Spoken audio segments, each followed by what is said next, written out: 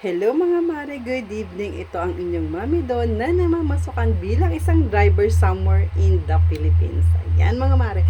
Mga mare, ginawa ko tong video na to para i-share yung naging experience ko kanina. Kasi mga mare, as in talagang nakakakilabot or hindi ordinaryo yung naging experience namin kanina ng kasama ko.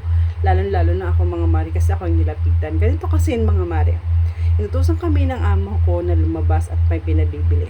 Ngayon mga mare, pagka-park namin doon sa sasakyan, may bigla talaga nagmamadali yung bike na kahit na mabangga siya, makapunta lang siya sa amin. Kumatok siya mga mare. Ngayon, pagkakatok niya, kita ko umiyak siya mga mare, binabaan ko siya ng bintana. Kasi malinis naman yung tao, mukha namang mabait. Binabaan ko, sabi niya, ate, ma'am, ako po ay nahingi ng tulong sa inyo, ako po ay nakikiusap. Sabi ko, naku, kuya, hindi kita kilala. Alam ko ma'am, ako lang po ay nagbabaka sakali. Ma'am, kasi yung kapatid ko po nagsishort, natumba, nabagok po yung ulo. Ngayon nasa ospital po, kailangan po yung may isang machine na kailangan gawin sa kanya. Humihingi siya ng tulong. Galing daw siya dun sa pinagtatrabahoan niya mga mare, kaso sarado nga. Nagbaka sakali lang daw siya, kaya siya pumunta, kaso sarado. At wala din daw nagpahiram sa kanya. Nagbaka sakali siya sa mga taong pwede niyang lapitan, wala daw nagpahiram kasi nga emergency. Umiiyak siya, ramdam ko. Kahit na hindi ko siya kilala mga mare, ramdam ko yung eager niya na kailangan siyang magdala ng pera para sa kanyang kapatid, kailangan niya mag-uwi ng pera para sa kanyang kapatid dahil may kailangan gawin ganyan, ganito. Ramdam ko na pa talagang emergency yung pangangailangan niya. Ngayon, sabi ko, kuya, hindi kita kilala. Sabi niya, okay lang naman, ma'am. Sige po, nagbaka sakali lang po ako. Bawat nag-explain siya mga mari, tumutuloy yung luha niya, tsaka yung sipo niya. Tapos ang itsura niya, gumaganon talaga siya. Baka sakali lang po ako, ma'am, sige, alis na po ako, wag niyo po akong, kasi matatanggalan po ako ng trabaho. Kasi bala ko, sabi ko, hindi kuya, tatanong ko sana muna dun sa mga tao nandun. Huwag ma'am, kasi magsusumbong yan sila sa office, malalaman po, matatanggalan po ako ng trabaho, sabi niya ganun. Ngayon, sabi ko, kuya, hindi kita kilala, hintayin ko lang yung kasama ko. Pagdating ng kasama ko mga wati, tinanong ko, kilala mo ba tong taong ito? Sabi niya, namumukhaan ko yan ay ganyan ganito, in-explain niya sa akin. Sabi ko kasi umiiyak siya, humingi ng tulong, tapos siya na nag-explain yung ganyan nga daw kapatid, okay lang kung hindi niya matulungan, pero umiiyak talaga siya mga mali. Sabi ko, asan ba? Nandun nga daw sa ospital, ganyan, ganito, may mga kailangan process na gawin at kung magiging maayos naman, maiuwi. Kailangan lang daw gawin yung bagay na yun para maiuwi kung safe yung bata. Mga mare, habang nagsasalita yung tao, ramdam ko talaga yung pangangailangan niya na kahit anong mangyari na kakapalan mo yung mukha mo para lang may maiuwi ka dun sa kapatid mo, na magawa mo lang sa kapatid mo, na naramdaman ko yung mga mare Tapos mga mare, walang dalawang salita yung aking kasamahan. Nag-abot siya kung ano yung hawak niyang pera mga mare, binigay niya sa akin. Ako naman syempre na kumuha din, nagbigay din ako sa kanya. Pag abot ko ng pera mga mare, alam mo yung sipon niya, yung luha niya, naghalo mga mare, biglang lumaglag. Biglang as in ramdam na biglang lumaglag, humagulhol. Maraming salamat ma'am. Nakulang na lang ay lumuhod siya sa pagpapasalamat sa aming dalawa.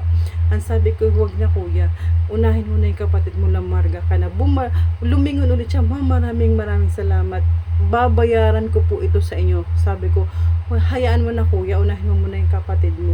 Sabi niya, salamat ma'am, ang Panginoon na po ang bahala sa iyo, si Lord ang bahala sa inyo. Yun, hindi niya nabanggit. Tapos alam niyo mga mare, bago pa siya maris, pinuhad niya yung mukha niya, ganyan. Tapos yung alam mo, yung umalis siya na parang may pag-asa na siya, hindi kagaya kanina parang windang yung utak niya nung bago siya, na may pag-asa na siyang umalis. Tapos mga mare, ramdam ko talaga yung pangangailan niya, kasi nadanasan ko rin yung mga mare, bigla ang emergency na ganyan na walang wala ka. Hindi ko to sinishare mga mare para i-bash mo nyo kami or sabi nyo kami na niloko lang kami. Si Lord na ang bahala, kasi nagpapasalamat ako sa Panginoon kasi si Lord na magitan sa amin kanina. Ramdam ko kasi sa dami ng tao, pinadala siya sa amin.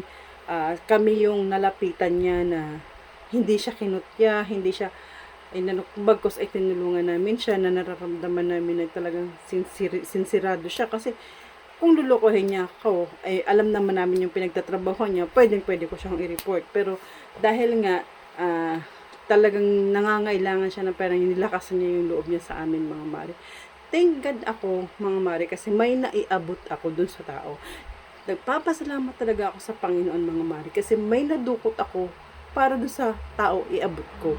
At ganito pa, mga mare, grabe talaga sa ang Panginoon. Ang Panginoon talaga ang kumilos. Para lang akong ginawang daan, mga mare, or yung aking kasama na makatulong na parang dinaan lang sa amin yung blessing. Kasi, mga mare, nung gabi, bumalik sa akin yung pera. Kung ano yung inabot ko, bumalik, walang labis, walang kulang, mga mare.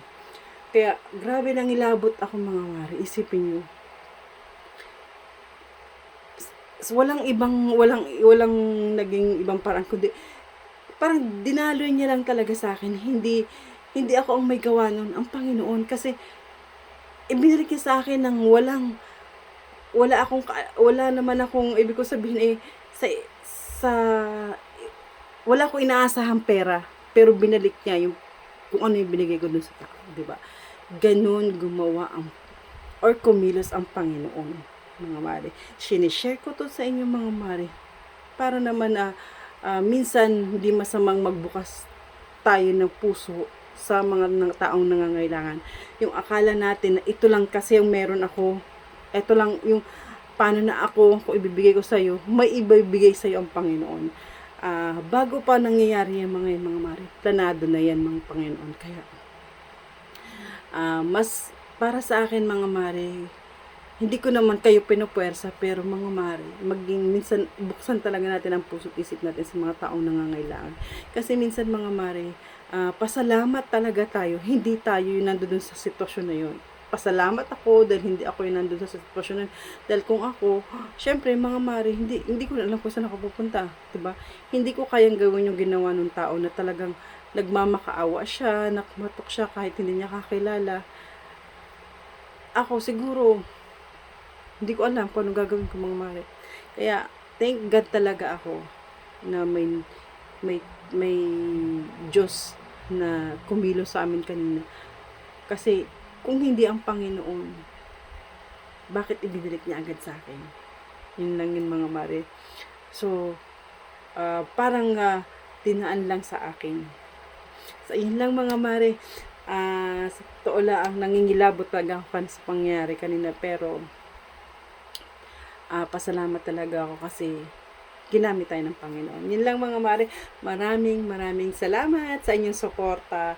At sana, mga mare, ay mas maging open ang ating isip at ang ating puso sa mga taong nangangailangan. Hindi natin kailangan magbigay ng napakalaki basta bukal sa ating kalooban. Yun lang. Good night, everyone!